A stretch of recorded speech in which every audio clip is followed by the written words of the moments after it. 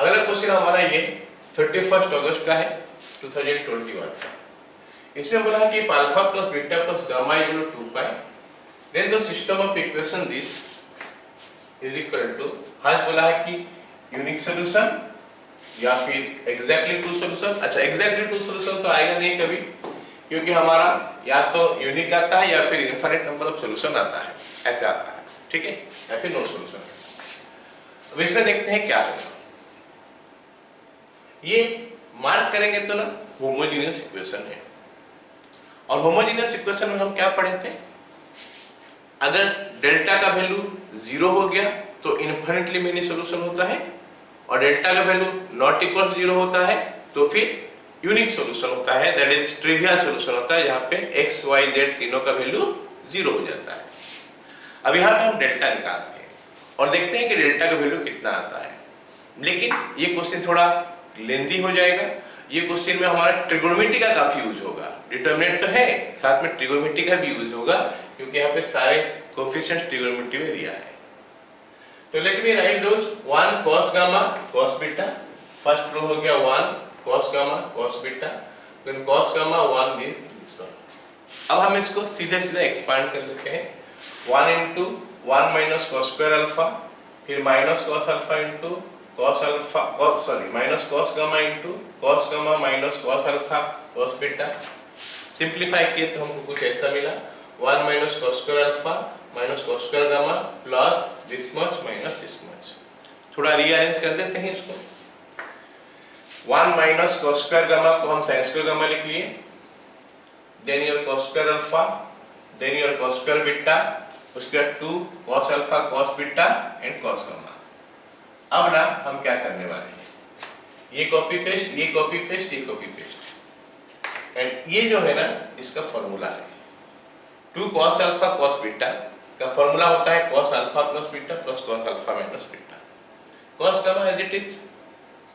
अब हम क्या करने वाले हैं, ये cos अल्फा प्लस बीटा को चेंज करके इन टर्म्स ऑफ गामा लिखने वाले हैं। तो cos अल्फा प्लस बीटा के लिए हम लिख सकते हैं cos 2 pi minus gamma, that will be your cos gamma. तो in place of cos alpha plus beta I am going to write cos gamma in next step. So यहां से यहां तक कॉपी पेस्ट है, इसके लिए cos गामा हो गया एंड दिस मच, उसका आगे वाला लाइन फिर से यहां से तक copy paste, this cos gamma is multiplied to this cos gamma gives you cos square gamma, and cos alpha minus beta is multiplied to this, that gives you what, this much. Next line, this is 1 minus what, sin square gamma plus cos square gamma. Here you can see this one is sin square gamma, this one is cos square gamma, sin square gamma plus cos square gamma 1 हो गया, so this is 1 minus cos square beta हम पास ले आए, cos square alpha इधर आ गया plus cos alpha plus beta, and ये वाला part जो है ना, ये वाला पार्ट cos गामा को हम लिख सकते हैं cos 2 pi minus alpha plus beta, so that is cos alpha plus beta. so this is your cos alpha plus beta. अब हम क्या कर सकते हैं, 1 माइनस cos स्क्वायर बीटा हो गया sin square beta, cos square alpha as it is, ये formula है cos a प्लस b और cos a माइनस b का प्रोडक्ट का, एक cos में आ जाता है एक sin में आ जाता है, तो cos square alpha minus sin square beta. अब ये cos स्क्वायर अल्फा के साथ cos स्क्वायर अल्फा कैंसिल हो गया, sin स्क्वायर बीटा के साथ sin स्क्वायर बीटा कैंसिल हो गया, तो हमारा आंसर हो गया 0। सो डेल्टा का वैल्यू 0 आ गया, या फिर d का वैल्यू 0 आ गया। तो d का वैल्यू अगर 0 हो जाता है तो हमारा क्या होता है, इनफिनिट नंबर ऑफ सॉल्यूशन। सो ये हमारा infinite number of solution answer हो गया। ओके राइट, अब हम लोग नेक्स्ट क्वेश्चन में चले जाते हैं। नेक्स्ट क्वेश्चन हमको क्या दिया है, इट इज अगेन 21 का ही क्वेश्चन है। बोला है कि 2 fair dice are thrown. Okay, ये क्वेश्चन जो है ना, it is a integrated question, determinant का साथ प्रोबेबिलिटी, तो हमको प्रोबेबिलिटी थोड़ा बहुत आना चाहिए इस क्वेश्चन को सॉल्व करने के लिए। देखते हैं क्वेश्चन में क्या बोला है। हमारे पास 3 इक्वेशन दे दिया है, इस इक्वेशन में अल्फा एक वैल्यू है और बीटा एक वैल्यू है, जो कि बोल रहा है क्या, alpha and beta are what, outcomes of throwing a die. एक डाइस को, 2 डाई, पेयर ऑफ डाइस बोला है, दो ठो डाई को हम थ्रो कर रहे हैं। जैसे ये हमारा एक डाई हो गया, ये हमारा एक डाई हो गया। इसमें जो नंबर आएगा वो अल्फा है, इसमें जो नंबर आएगा वो बीटा है। तो उस हिसाब से हमारा इक्वेशन बनाया गया। This dice are not numbered. अगर नंबर होता तो हमको फर्स्ट सेकंड ऐसे करके लेना पड़ता, नंबर नहीं है तो order does not matter. Okay, so ये हमको इक्वेशन दिया है, बोला है कि is constructed if P is the probability of the system, probability that the system has a unique solution। अब इसका यूनिक सोल्यूशन कब आएगा? यूनिक सोल्यूशन के लिए क्या होना चाहिए? डेल्टा का वैल्यू जीरो नहीं होना चाहिए, डेल्टा का वैल्यू जीरो नहीं होना चाहिए, फिर डी का वैल्यू जीरो नहीं होना चाहिए। तो P वही है जहां पे डी का वैल्यू जीरो नहीं होगा। और Q के बारे में क्या बता रहा है? Probability that the system has no solution. No solution का मतलब क्या हो गया? डी जीरो होगा, D1, D2, D3 में से कोई एक जीरो नहीं होगा। चलो हम स्टार्ट करते हैं डी निकालना।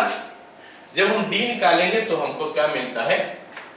1 1 1 1 1 1 2 3 1 3 बीटा। डी हम कैसे निकालें? इनका कोफिशिएंट लेके 1 1 1 1 2 3 1 3 बीटा।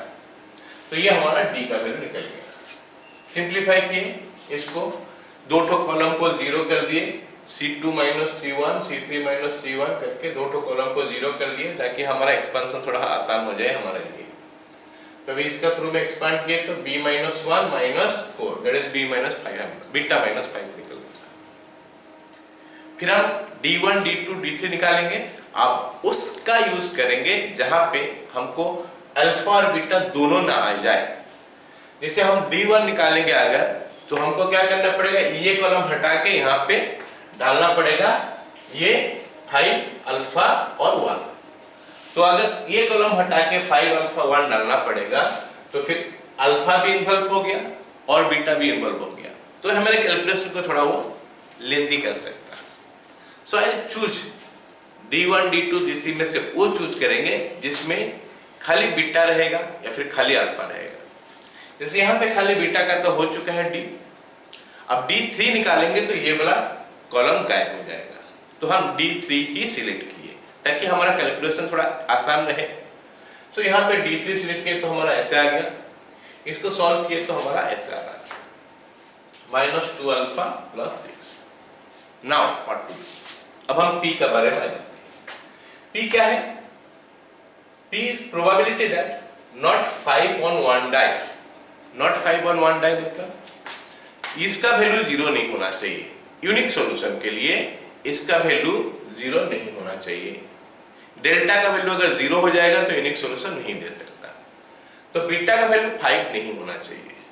ओके ना? नॉट 5 on 1 die, एक डाई में 5 नहीं होना चाहिए। एक डाई में 5 नहीं होगा तो फिर हमारा बीटा का वैल्यू जीरो नहीं होगा। अगर बीटा का वैल्यू जीरो नहीं होगा इसका मतलब क्या हो गया? सॉरी, डेल्टा का डी का वैल्यू जीरो नहीं होगा। डी का वैल्यू जीरो नहीं होगा तो यूनिक सॉल्यूशन हमको मिलेगा। तो not 5 on 1 die and any number on the second die. अगर एक डाई में हमारा 5 नहीं आता है तो फिर डेल्टा का वैल्यू जीरो होगा नहीं। सो 5 नहीं आएगा मतलब क्या होगा? और कुछ भी आ सकता है, और कुछ भी आ सकता है मतलब हमारे पास 1 2 3 4 6, ये 5 आने का प्रोबेबिलिटी क्या है? 5/6 इनटू एंड लिखा हुआ है तो इनटू होगा and any number on the second die. Second die can have any number 1 2 3 4 5 6 से, तो उसका प्रोबेबिलिटी हो गया 6/6 दैट इज इक्वल टू 5/6। ये हमारा आ गया क्या? यूनिक सॉल्यूशन के लिए। तो P इज इक्वल टू 5/6। तो P 5/6 हमारा कौन सा ऑप्शन में है वो हम देख लेते हैं। P 5/6 एक ए ऑप्शन में है, एक ऑप्शन में है, दो ऑप्शन में है। इसका मतलब हमको आगे करना पड़ेगा Q। Q क्या बोल रहा है? Q क्या बोल रहा है? No solution. नो सॉल्यूशन मतलब D का वैल्यू जीरो होना चाहिए, मतलब एक डाई में 5 आना चाहिए। वो सर्टेन हो गया, 5 हो गया, है ना? ओके, दूसरा में क्या होना चाहिए? इसका वैल्यू जीरो नहीं होना चाहिए। इसका वैल्यू जीरो नहीं होना चाहिए क्योंकि D0 और D1 D2 D3 में से कोई एक जीरो नहीं होना चाहिए। हम D1 D2 तो निकाले नहीं है, D3 निकाले हैं तो D3 ही देख लेते हैं। सो इसका वैल्यू हमारा जीरो नहीं होना चाहिए, मतलब एक डाई में तो 5 आना चाहिए और एक डाई में 3 नहीं आना चाहिए। तो जो डाई में 5 आएगा उसका प्रोबेबिलिटी हो जाएगा 1/6 क्योंकि 5 ही आना है। दूसरा में 3 नहीं आना है, 3 नहीं आना है मतलब बाकी कुछ भी हो सकता है 5, तो 5/6, तो ये हो गया हमारा 5/36। तो वो आंसर हमारा करेक्ट है जहां पे कि P का वैल्यू 5/6 है और Q का वैल्यू 35/36 सॉरी 5/36 है। तो ये हमारा ऑप्शन 1 में है, तो ये करेक्ट हो गया। Let's go to the next question. Next question. This is again from 25 जुलाई में आया था। इस क्वेश्चन में हमको क्या बोला है? The values of A and B for which the system of equation this has no solution. Again इसका पिछला क्वेश्चन जैसा हुआ, नो सॉल्यूशन बोला है मतलब डेल्टा का वैल्यू 0 होगा या फिर D का वैल्यू 0 होगा और D1, D2, D3 में से कोई एक 0 नहीं होगा। लेकिन हमको क्या करना है, वैसे सिलेक्ट करना है D का वैल्यू में अगर A आ रहा होगा तो D1, D2, D3 इनमें से जिसमें A नहीं आ रहा होगा उसका यूज करना होगा, तो हमारा कैलकुलेशन थोड़ा इजी हो जाएगा। Okay, so let us find out D now. अगर हम D निकालते हैं तो D का वैल्यू आ गया 3 - A। बोला है कि नो सॉल्यूशन है, नो सॉल्यूशन है, नो सॉल्यूशन है मतलब D का वैल्यू 0 होना चाहिए, मतलब ये वाला वैल्यू जो 0 होना चाहिए। तो A का वैल्यू तो 3 आ गया, ये श्योर हो गया। अब A का वैल्यू 3 जो है ना हमारे पास दो ऑप्शन में है, ये ऑप्शन में है और ये ऑप्शन में है, तो दोनों में से कोई एक करेक्ट होगा। तो हमको आगे बढ़ना पड़ेगा, D1, D2, D3 उनमें से हम उसको चुनेंगे जहां पे ये गायब हो जाए। कौन सा? A गायब हो जाए, तो हम D3 ही निकालेंगे। फिर से यहाँ पे D3 निकालेंगे कैसे? First column as it is, second column as it is, third column में हमारा ये वैल्यू जा जाएगा 5, 8, 5B। तो अगर हम इसको पुट करते हैं फिर इसको एक्सपांड करते हैं तो what I am going to get B - 30। तो हमारा होना चाहिए क्या? D = 0 और D3 ≠ 0। तो D = 0 का मतलब 3 - A = 0, इसमें से कि A का वैल्यू आ गया 3। D3 ≠ 0 का मतलब B - 30 ≠ 0, B = 30, B ≠ 30। तो हमारा आंसर क्या हो गया? A = 3, B ≠ 30। तो ये जो ऑप्शन में होगा वो हमारा करेक्ट हो गया। A = 3, B ≠ 30, that is option number 4। Now let's solve this question. This question is again of 2021, 17th मार्च पे क्वेश्चन आया था। क्वेश्चन क्या था? The system of equations this has no solution if k is equal to what? You can see this is again a question of determinant and it's a very hot topic, you can say. In every session, almost in every session, you are going to get a question from this Cramer's rule. So you should be prepared well for that one to get a easy 4 mark from this topic. Alright, let's solve it now. बोला है कि has no solution, मतलब delta का value या फिर D का value 0 होना चाहिए। Let us solve D। अगर हम D लिखते हैं तो D का वैल्यू ये आता है, D = this one, और इसका वैल्यू 0 होना चाहिए। तो इसको मैं सॉल्व करता हूं तो क्या मिलेगा?